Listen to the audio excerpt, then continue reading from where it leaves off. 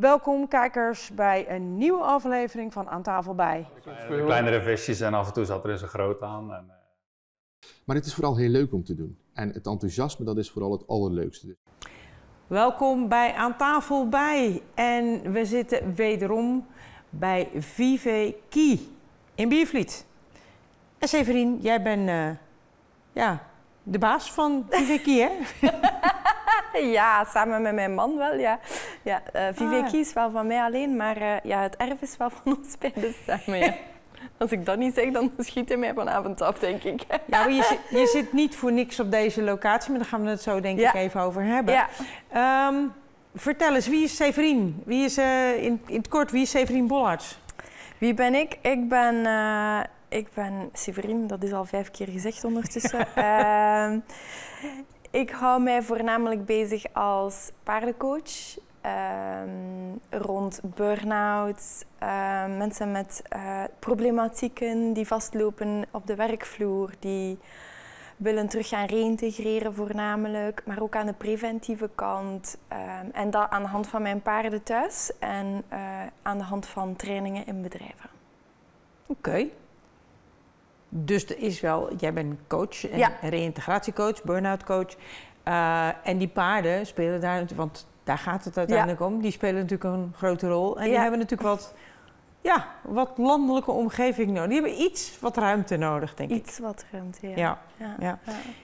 Hoeveel paarden staan hier eigenlijk? Hier staan 5 paarden. 5 paarden? Of 4 paarden en of mogen we dat een pony noemen? Ja, 3 paarden, een Welsh pony en een Shetlander. Die Shetlander. In de paardenwereld zit er verschil in? Ja. Dus we hebben 3 grote paarden en 2 ponies, waarvan één een echt een mini-pony is eigenlijk. Ja. Die is voor de kinderen, zeg maar? Oh, die kan aan volwassenen ook wel heel veel duidelijk maken.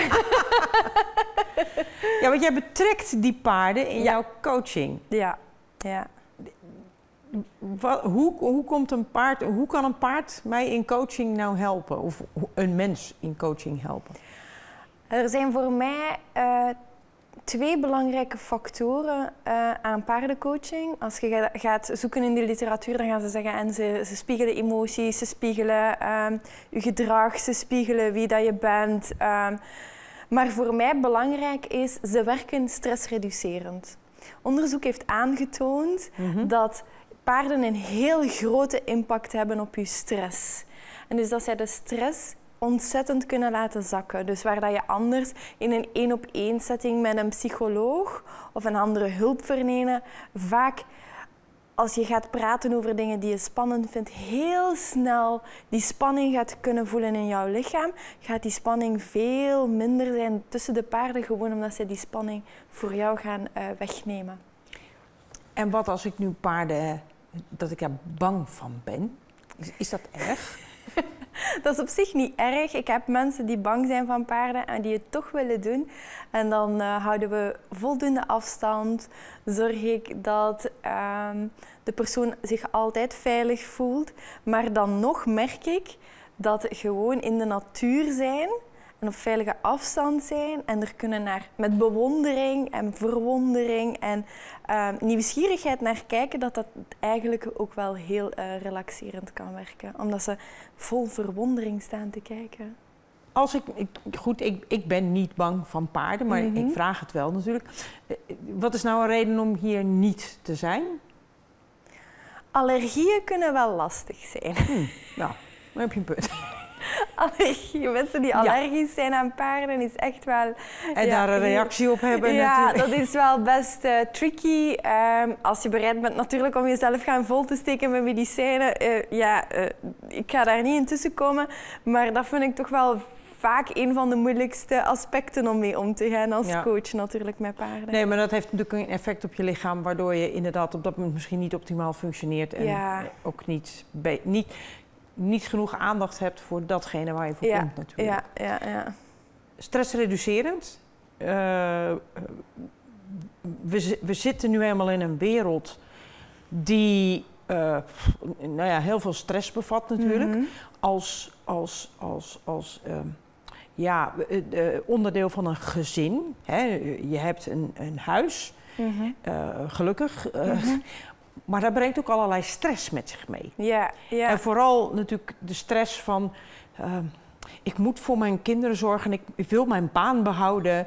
ik moet mijn huis huur of hypotheek betalen.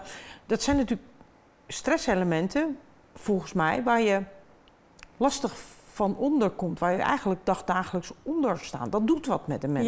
Ja. Wat we zien is dat... Ik haal er even de cijfers bij die ik heb opgehaald nog. De ziekteverzuim door psychische klachten is 8,2% in Nederland. 1 op de 4 burn-out klachten is bij jongeren tussen de 18 en de 34 jaar. Dus dat zijn ook wel vaak de leeftijdscategorie van moeders. Want 22,2% van al die klachten... Dus het is 20% van de werknemers ervaart burn-out klachten, maar daarvan is 22,2% eigenlijk vrouwen. En het zijn de mannen die het dan 18,2%. Dus we zien dat vrouwen er wel meer last van hebben dan mannen. En dat heeft voornamelijk te maken met het struggelen van het gezinsleven en... Ballen hoog houden. Ja, de ballen hoog houden. En als vrouw, de mental load waar zoveel over gesproken wordt, die is vaak bij vrouwen veel hoger dan bij mannen.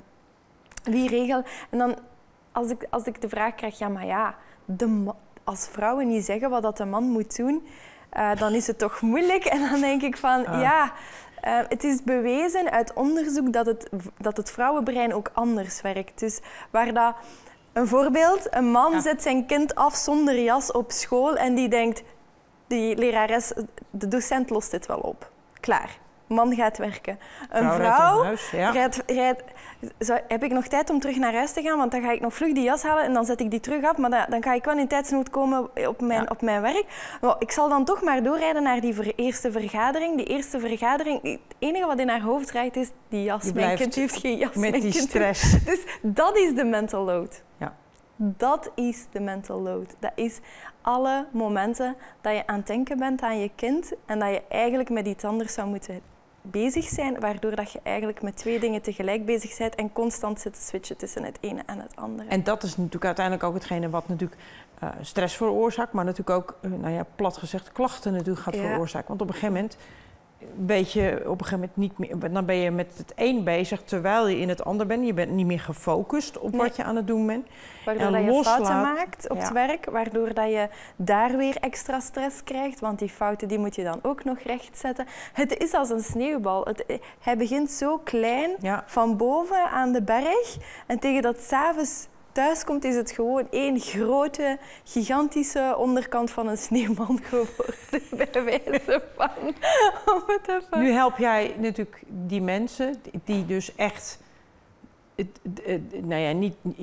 je helpt ze natuurlijk voornamelijk via reïntegratietrajecten. Dus dan zit je al over een bepaalde grens heen. Ja. Je hebt misschien ook veel liever dat die mensen veel eerder bij jou staan om ervoor te zorgen dat die stress al in een vroeg stadium gereduceerd wordt. Ja, en daarvoor werk ik samen in België. Ik ben Belgisch van afkomst. In België heb je zoiets als een preventieadviseur psychosociale arbeidsrisico's. Ja. Dat is iemand die echt expertise heeft om aan tafel te zitten met bedrijven, de cijfers erbij te nemen rond de psychosociale arbeidsrisico's, analyses die gemaakt worden door bedrijven en dan te gaan kijken van waar lopen de bedrijven op vast? Hoe kunnen we nu eigenlijk in dat bedrijf zorgen dat het beter gaat. Dat die ziekteverzuimcijfers naar beneden gaan. Dat is wat we allemaal willen natuurlijk. We willen allemaal natuurlijk elke dag dat we gewenst zijn op het werk daar natuurlijk ook verschijnen. Die prestatie leveren die we willen leveren. Ik kijk nu natuurlijk alleen naar ons als vrouw, maar dat geldt bijna voor iedereen. En die druk niet voelen dat er thuis nog een was staat of dat een kind zonder jas op school afgeleverd is of nog veel meer. Ja, het leren omgaan met al die stress. Je voelt ook meteen, als ik dat uitspreek, dat die stress ook je meer aangrijpt. Ja. En als je dat langer doet, kun je denk ik lastiger terug. Ja. de hervalcijfers zijn ook gewoon heel groot. Ja.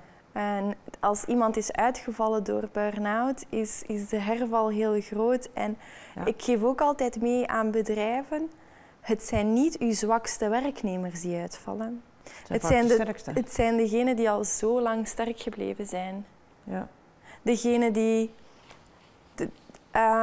Degenen die constant bang zijn geweest om hun job te verliezen als ze zouden uitvallen. Dat zijn degenen die uitvallen. Maar die gaan ook volledig over alle grenzen heen. Dus de enigste uitval die kennen is als het lichaam ineens zegt stop, genoeg, ik kan niet meer. Ja. Dat zijn echt toestanden waar dat het lichaam gewoon echt volledig is uitgeput. Ja.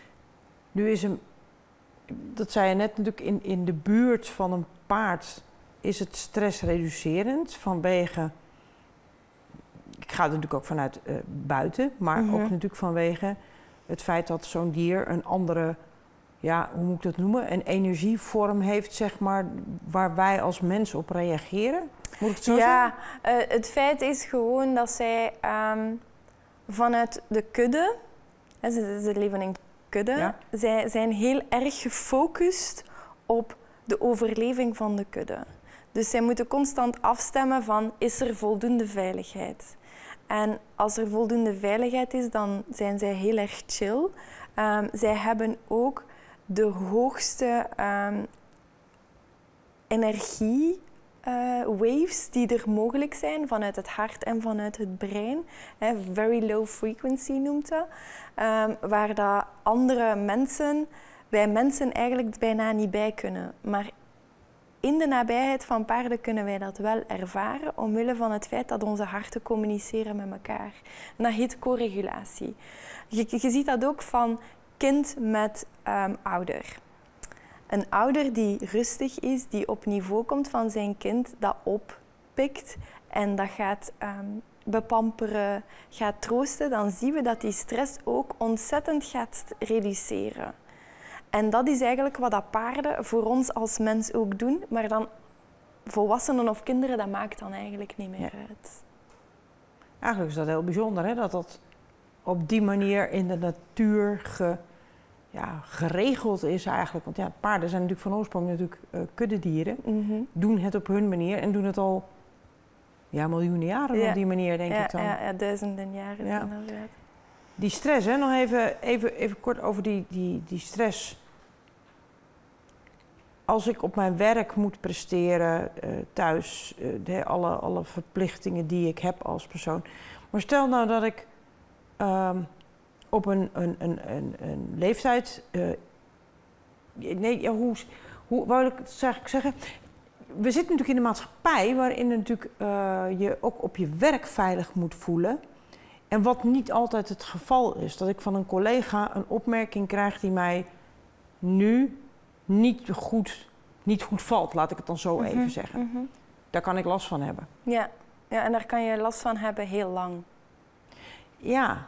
Daar kan je echt, in de trainingen, afhankelijk van wat dat de vraag is van de werkgever, gaan we kijken van waar moet de nadruk op liggen. Wie zijn de mensen die ze in dienst hebben? Welke leeftijdscategorie? Man, vrouw? En aan de hand van dat gaan we nadruk leggen op het ene of op het andere. Maar gaan we ook kijken naar het wettelijke kader. Hè? Wat zijn psychosociale arbeidsrisico's? Wat is grensoverschrijdend gedrag? Wat is geweld? Hoe moet je daarnaar handelen? Hoe omgaan als werkgever met die werknemers die de dader zijn en hoe omgaan met de werknemers die slachtoffer zijn. Dus daar gaat het om. Hoe gaat je die gesprekken gaan voeren? Maar ook, stel dat zo iemand uitvalt, hoe gaat je daarmee in contact blijven? Hoe gaat je dat verzuimgesprek hebben met die persoon? Hoe kun je dat best gaan handelen? Welke zijn de wettelijke kaders daar rond? Maar hoe kun je ook ervoor zorgen dat als die persoon terugkomt, dat hij niet snel hervalt? Dat zijn allemaal belangrijke dingen. Want het is veel duurder om iemand opnieuw te gaan opleiden dan iemand zo snel mogelijk binnen de capaciteiten dat hij kan te laten terug op de werkvloer komen. Ja. En ik denk dat daar voor heel veel bedrijven heel veel winst te halen is. Om te zorgen van, oké, als iemand uitvalt, hoeveel tijd heeft hij nodig? Hoe kunnen we met hem aan tafel gaan zitten? Maar hoe kunnen we die stappen preventie kunt doen van uitvallen door vroegtijdig er aandacht aan te besteden, iets in te zetten wat past bij die ondernemer en bij die situatie, hè, de kaders die er zijn, dan denk ik dat je veel meer als werkgever gewonnen hebt om je werknemers natuurlijk zo gezond mogelijk te houden. En zo stressvrij mogelijk te houden. Ja, en zeker als je jonge werknemers in dienst hebt, we zien de cijfers, 1 op de 4. Als je daar ziet dat je werknemers hebt van 18 tot 34 jaar, zorg dat die mensen weten waar ze aan toe zijn, wat ze mogen, wat zijn de wettelijke kaders, hoe omgaan met hun stresssysteem. Daar zit gigantisch veel winst te halen. Ja. Vrouwen we weten dat 66% van de meisjes voor hun 24e verjaardag slachtoffer zijn van grensoverschrijdend gedrag. 66%. Dat is veel. Dat is 2/3. Dat is 2/3. Hè? Hoe kan je zorgen dat die jonge mensen die net uit school komen niet het slachtoffer worden van grensoverschrijdend gedrag op het werk, van die schunnige opmerkingen, hoe hen waar gaan... je last van hebt, waar dat ze dan persoonlijk gaan last van hebben. Hoe kunnen we zorgen dat zij daar sterker in staan en beter kunnen mee omgaan? Ja. Want daar start het mee. Zorgen dat zij de touwtjes in handen hebben. Ja. En dat zij weten hoe dat ze daarmee mogen omgaan. Want daar zitten we ook nog met het feit... ik wil niet vooral gemeniseren, maar we zitten ook met het feit dat we moeten opletten dat er een heel deel jonge vrouwen gaan doorgaan omdat ze hun loon nodig hebben. Ja, en dat is weer die stress waar het natuurlijk over gaat natuurlijk. Ja. En dan moeten presteren. En dan gaan ze grensoverschrijdend gedrag ook toelaten omwille van die angst van hun job kwijt te geraken. Ja. Waardoor dat ze ook weer sneller in burn-out kunnen komen. Dus dat zijn dingen waar het zijn allemaal stappen die er moeten gebeuren voordat je natuurlijk aan een burn-out toe bent. Maar eigenlijk moet je al die stappen terug aftellen en vooraf zeggen al... Er moet wel aan stressreductie, dat is dan een algemene term, gedaan worden om ervoor te zorgen dat juist die leeftijdscategorie overeind blijft en natuurlijk niet uitvalt en het werk gewoon goed blijft doen, maar inderdaad ook sterk in de schoenen kan gaan staan. Ja. Het is een onderwerp waar we niet over uitgepraat raken, denk ik. Nee. Dank je wel voor je toelichting. Dank je wel dat wij hier mochten zijn. Heel graag. Gedaan. En voor de kijkers, bedankt voor het kijken en graag tot een andere keer.